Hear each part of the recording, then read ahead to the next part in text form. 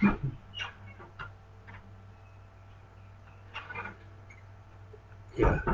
Assalamualaikum warahmatullahi wabarakatuh. Maaf para jamaah, tadi siarnya terpotong karena ada kesalahan teknis sehingga saya sengaja untuk mematikan laptop saya. Kemudian kita lanjutkan dengan bagian yang selanjutnya. Nah, para jamaah yang dirahmati Allah, selanjutnya ingin saya sampaikan bahwa sebenarnya Rasulullah itu sudah mengajarkan bagaimana cara berobat yang benar dan baik. Berbagai macam bisa dilakukan, berbagai macam bisa ditempuh untuk mengobati apapun penyakit yang diderita oleh pasien. Baik ke dokter secara medis, tapi juga ada pengobatan tradisional yang tidak harus dokter yang mengobati. Islam itu sudah mengatur sedemikian rupa bagaimana berobat secara Islam. Ada berbagai macam keterangan yang bisa saya dapatkan bagaimana seharusnya umat Islam itu berkaitan dengan penyakitnya itu berobat. Yang pertama, sebelum kita berobat, luruskan niat kita untuk berobat. Kita berobat untuk apa? Untuk bisa menjadi orang yang sehat, untuk menghilangkan penyakit, untuk menyembuhkan penyakit itu. Dan yakinkan bahwa yang menyembuhkan itu hanya Allah. Dan oleh karena itu jangan pernah yaitu berniat untuk berobat karena yang lain, tapi karena Allah. Saya berobat karena Allah dan saya yakin Allah yang akan menyembuhkan penyakit saya. Termasuk ketika orang mengobati, seorang dokter mengobati pasien, niatkan semuanya itu karena Allah untuk membantu dalam rangka untuk beribadah kepada Allah. Pengobatan yang dilakukan semata-mata dilakukan untuk mendapatkan ridho dari Allah. Dan insya Allah semuanya akan beri manfaat bagi siapapun yang berobat karena semuanya akan mendapatkan ridho dari Allah Subhanahu wa taala. Jadi yang pertama yang harus kita lalui adalah luruskan niat saat kita akan berobat dan saat kita akan mengobati pasien. Yang kedua, gunakan obat-obatan dan apapun sarana yang kita pakai yang semuanya itu tidak melanggar aturan Allah. Ada beberapa obat dan pengobatan yang disebutkan di dalam beberapa hadis. Ada berobat dengan bahan yang namanya habatus sauda, jinten hitam. Ada madu, ada caranya dengan berpegang. Ada berobat dengan daun inai. Serta yang sekarang ini sedang marak yang disebut ruqyah syariah.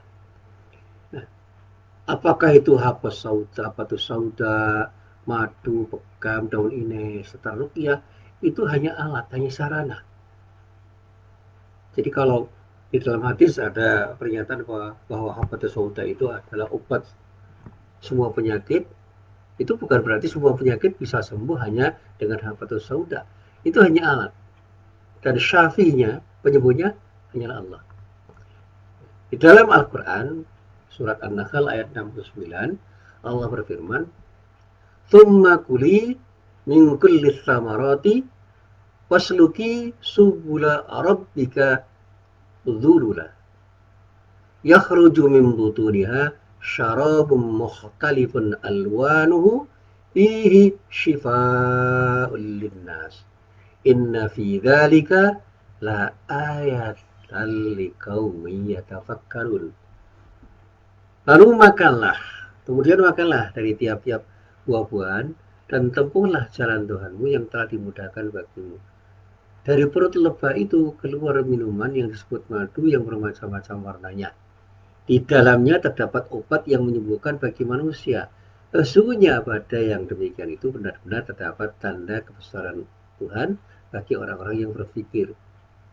Nah, buah-buahan itu sesuatu yang bermanfaat. Bagi siapa? Bagi manusia. Dan Allah memberikan kemudahan untuk kita ketika kita memanfaatkan buah-buahan itu. Dan buah-buahan itu pun bisa menjadi sesuatu yang memberikan efek kesembuhan bagi penyakit tertentu. Sehingga sekarang ada pengobatan dengan menggunakan tumbuh-tumbuhan dan buah-buahan dengan cara yang bermacam-macam. termasuk di dalamnya madu. Madu itu sekali lagi itu sekedar sarana, bukan penyembuh, tetapi itu bisa memberikan efek kesembuhan karena ridho Allah. Sehingga orang yang minum madu itu akan bisa mendapatkan dampak negatif dari minum madunya itu dan akan bisa memberikan efek kesembuhan pada penyakit tertentu karena sekali lagi ridho Allah. Dan ketika kita berpikir dengan cerdas, maka sesungguhnya alat-alat atau sarana itu adalah sesuatu yang disediakan oleh Allah bagi kita semua untuk kita gunakan secara tepat dengan cara yang benar. Tentu saja kita mengatakan dengan bahasa sederhana, jangan sampai kita lakukan dengan melanggar perintah Allah, melanggar larangan Allah, sehingga syariat itu harus kita pakai sebagai acuan untuk berobat. Madu dan sebagainya itu hanya sebagai alat.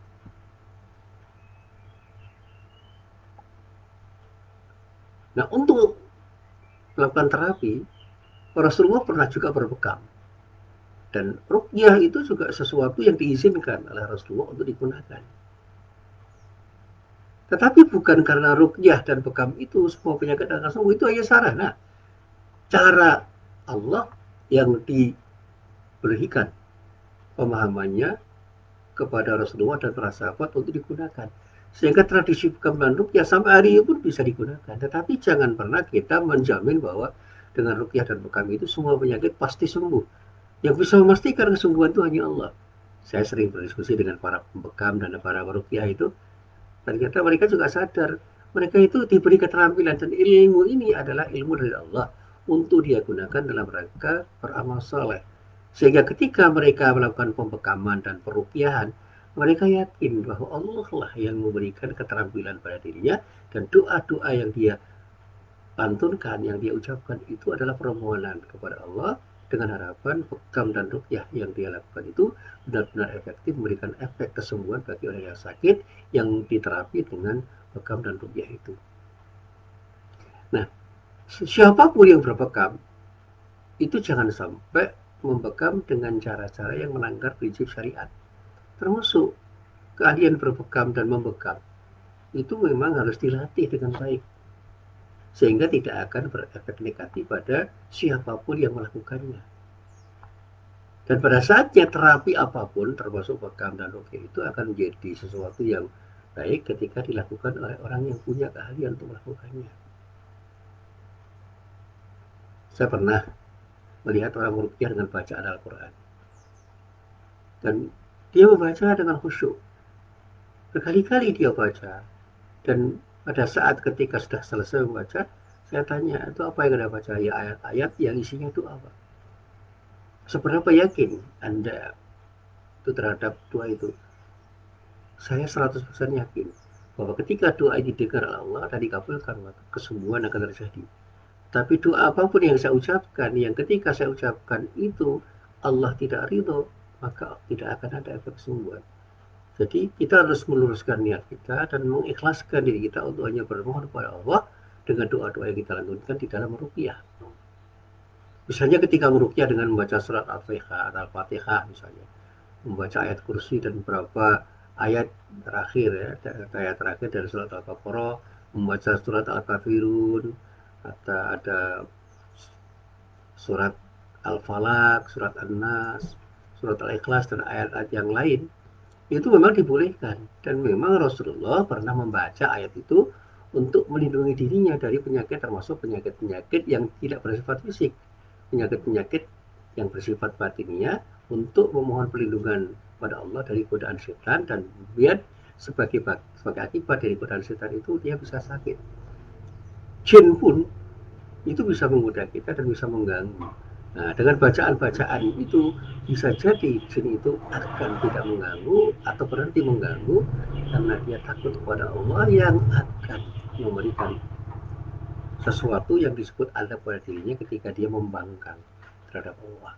Maka bukan karena ayatnya itu, tetapi karena ayat itu menjadi ayat yang bisa menjadi sarana untuk berdoa kepada Allah dengan harapan Allah memberikan perlindungan kepada kita agar kita terlindung dari godaan setan termasuk tindakan jin yang bisa memberikan mudarat kepada manusia. Jadi sekali lagi, ruqyah silahkan dilakukan, bekam silahkan dilakukan, Apapun bisa dilakukan asal semua tidak melanggar syariat Allah Subhanahu wa taala. Kemudian yang ketiga, jangan pernah menggunakan obat-obatan yang diharamkan untuk diminum atau dimakan. Ya. Dan juga jangan pernah menggunakan cara-cara yang betul-betul diharamkan oleh Allah. Jadi misalnya menggunakan bantuan jin, jangan. Jangan sampai kemudian memakai uh, makanan-makanan dan minuman yang haram. Berobat misalnya dengan khamar, berobat dengan daging babi, jangan. Jangan seperti itu. Dan kalaupun kita berprinsip bahwa ada sesuatu yang disebut darurat, kita harus betul-betul teliti, benarkah barang-barang yang haram itu memang menjadi satu-satunya barang yang harus digunakan untuk berobat. Kalau iya, maka prinsip darurat bisa kita gunakan. Tetapi sekali lagi, syirik itu akan bisa terjadi sebagai akibat dari kesalahan kita untuk berpikir sehingga tindakan kita menjadi tindakan yang menyekutukan Allah. Nah, ada cerita dari sebuah hadis, seorang laki-laki bertanya kepada Rasulullah tentang bagaimana berobat dengan menggunakan khamr. Laki-laki itu mengatakan begini, ya Rasulullah, khamr itu obat. Rasulullah kemudian bersabda, khamr itu bukan obat, tetapi penyakit. Artinya apa? Rasulullah tidak mau untuk menyetujui orang berobat dengan khamr. Kenapa? Betapapun masih ada obat-obatan yang bisa digunakan selain khamr yang diharamkan untuk diminum atau dikonsumsi. Nah, sehingga tidak sepatasnya seorang muslim itu menggunakan obat-obatan yang memang zatnya itu diharamkan atau cara-caranya diharamkan oleh Allah dan Rasulnya. Kemudian cara yang keempat adalah berkonsultasi dengan orang yang ahli. Kalau kita berkonsultasi secara medis dengan para dokter itu tepat. Tetapi kalau bukan dokter jangan. Karena apa? Mereka tidak punya ilmu untuk itu.